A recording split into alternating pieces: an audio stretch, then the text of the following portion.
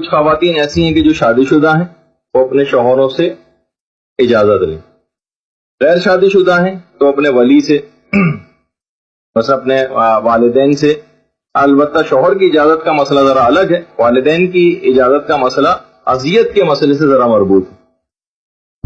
بہرحال یعنی ابھی میں اس کی تھوڑی سی تفصیل میں جاؤں گا کہ اگر شوہر اجازت نہ دے رہا ہو کسی کا، یا اس کا ولی کی اجازت لڑکی کے لیے نہ مل پا رہی ہو، یا یہ کہ اس کے والدین کو اذیت پہنچ رہی ہو، تو پھر یہ سفر حرام کا سفر بن جائے گا.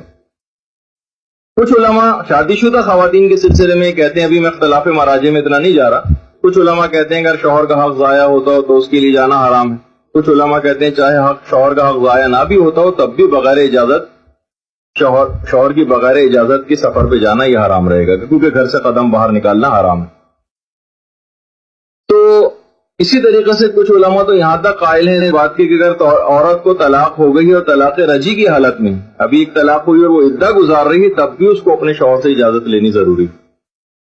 اور اگر ہاں طلاق بائن ہو گئی ہو اور اس کا عدہ گزار رہی ہو تو طلاق بائن کے عدے میں خیر شوہر کی اجازت کی ضرورت نہیں. یہ تھوڑے سے کچھ ایک آدھ مسئلے میں نے اضافی بتا دیے کہ کبھی ایسا کوئی موقع پیش آ جائے تو بار بار سفر کے احکام بتانے کا موقع نہیں ملتا ہے. اس موقع کے تحت ہی اگر کچھ ضمناً ایسے مسائل ذکر ہو جائیں تو کان میں بات پڑ جاتی ہے.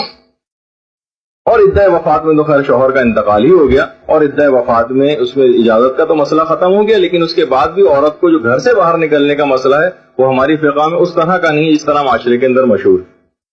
عدہ وفات کے اندر اگر عورت ہو تو وہ اہم ضروری کاموں سے باہر نکل سکتی ہے اور بلا ضرورت بھی نکل سکتی ہے، البتہ کراہیت مکروہ ہی ہے، لیکن وہ حرام والا پہلو نہیں کہ عورت ایک قدم بھی گھر سے باہر نہیں نکالتی. اکثر علماء جو اس سلسلے میں خاموشی اختیار کرتے ہیں جان بوجھ کر، وہ سوچتے ہیں کہ چلو رہنے دو کچھ عرصے کے لیے اس کو، اس غلط فہمی میں مبتلا کہ عورت کے لیے 40 روز تک یا 4 مہینے 10 دن تک گھر سے باہر قدم نکالنا حرام ہے. کیونکہ اگر یہ بے پردگی کی حالت میں اگر عورت ہے تو کم سے کم کچھ دن ہی اس غلط فہمی میں گھر میں رہ جائے اور بے پردہ نہ رہے، تو وہ جان بوجھ کر اس کا خاص فقہی مسئلہ ذکر بھی نہیں کرتے. لیکن کیونکہ آپ مدرسے کی طالبات ہیں لہٰذا اس لحاظ سے تو اس کا ہم نے ذکر کیا. اچھا، اس میں ایک اور چیز بھی ہے جو کہ بڑا اہل سنت معاشرے کے ساتھ رہتے رہتے ہمارے ہاں بھی اس کا کچھ کانسیپٹ آ جاتا ہے، لیکن وہ اصل میں وہ مسئلہ نہیں. وہ ہے سفر میں عورتوں کو محرم کی کوئی شرط نہیں ہے ہماری فقہ میں. البتہ حنفی اور حنبلی دونوں فقہ کے اندر، یعنی امام ابو حنیفہ بھی اس کے قائل تھے اور امام احمد ابن حنبل بھی قائل ہیں. سعودی عرب میں کیونکہ حنبلی فقہ فالو کی جاتی ہے، پاکستان میں کیونکہ حنفی فقہ فالو کی جاتی ہے، تو دونوں ہی ذرا اس معاملے میں جب بھی سعودی عرب میں جو عمرے وغیرہ کے لیے لوگ جاتی ہیں خواتین تو ان کے ساتھ محرم کی شرط وہاں پہ لازمی قرار دی گئی. البتہ فقہ مالکی اور فقہ شافعی کا مسئلہ وہی ہے جو ہماری فقہ کا مسئلہ ہے، یعنی محرم کی شرط نہیں. البتہ یہ ضرور ہے کہ پرانے فقہا نے بھی جو اس کو محرم کی شرط قرار دی تھی وہ اس وقت تھی کہ جب سفر میں عزت و ناموز کو کوئی خطرہ لاحق ہو تو پھر کوئی نہ کوئی سفر میں محرم ساتھ ہونا چاہیے. البتہ اہل سنت کے ہاں بھی جو سفر ہوتے ہیں اس میں ہر سفر کے اندر ایسا نہیں ہے، بلکہ اس سفر کے اندر محرم کا ساتھ ہونا ضروری ہے جو کم سے کم 3 دن سے زائد کا سفر ہو. خیر اس کی تفصیل میں تو اتنا جانے کا ضرورت نہیں ہے. تو بہرحال یہ کہ محرم کی کوئی شرط ہمارے یہاں اس لحاظ سے نہیں ہے. البتہ اس لحاظ سے کہ جو خاص طور پر غیر شادی شدہ خواتین بھی ہیں اور وہ اس سفر میں جا رہی ہیں، لیکن ان کے والدین کو اذیت نہیں ہونی چاہیے اس سفر سے.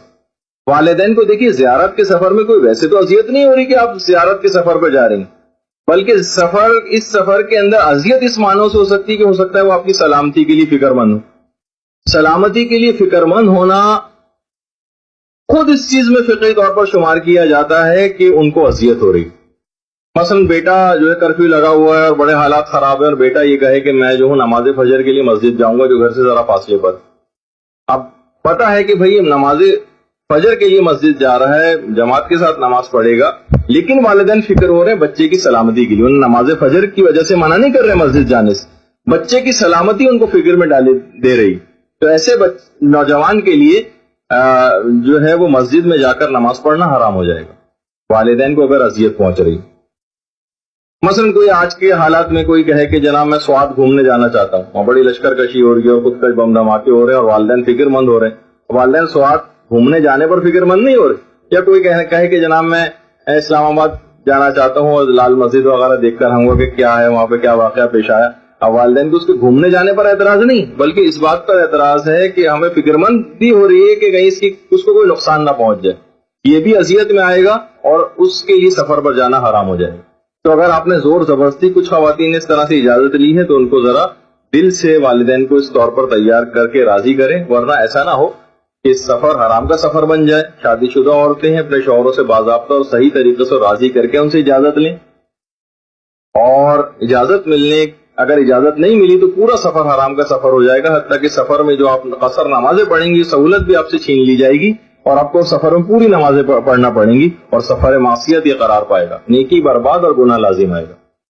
تو یہ اس کے اندر ایک خاص بات ہے جو ہم نے اس میں ذکر کی, یعنی گویا ویسے ہی مثال ہو جائے گی کھایا پیا کچھ نہیں اور گلاس توڑا آٹھا نہیں. یعنی آپ کو فائدہ ثواب اور فضیلت کوئی سفر میں حاصل نہیں ہوں.